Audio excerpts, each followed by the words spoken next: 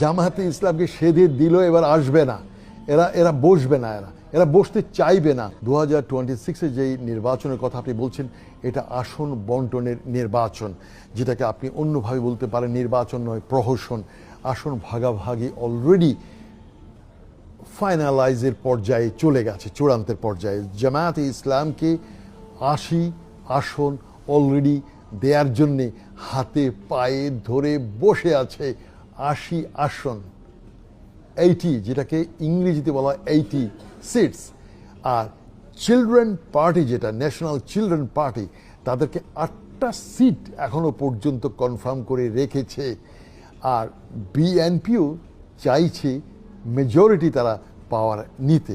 তবে আবার বলে রাখছি, যিনি ক্ষমতায় আসুন, জামায়াতে ইসলাম, তারা হবে ওয়াচ ডগ। এই ওয়াচ ডগ বলতে অনেকে হয়তো বুঝবে না যে ক্ষমতার পেছনে যে মুগুর যে হাতে থাকা, এই মুগুরধারী হবে জামায়াতে ইসলাম।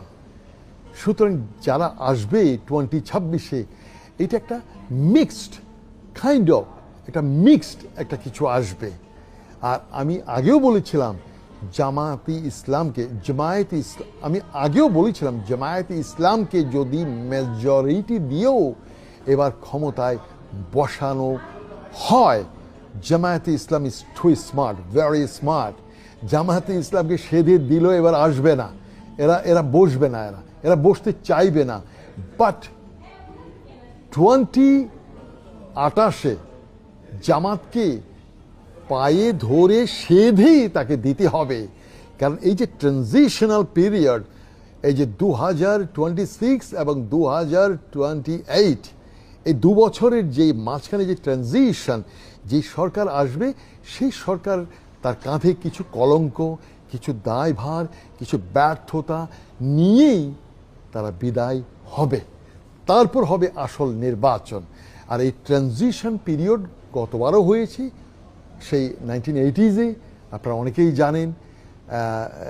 86 থেকে 88, আবার বিএনপির সময় একবার দেখেছেন 1996, তো 6 মাসের জন্য একবার এসেছিল। এইভাবে কিন্তু খণ্ড সময়ের জন্য কিন্তু অতীতেও বিভিন্ন দল ক্ষমতায় এসেছিল।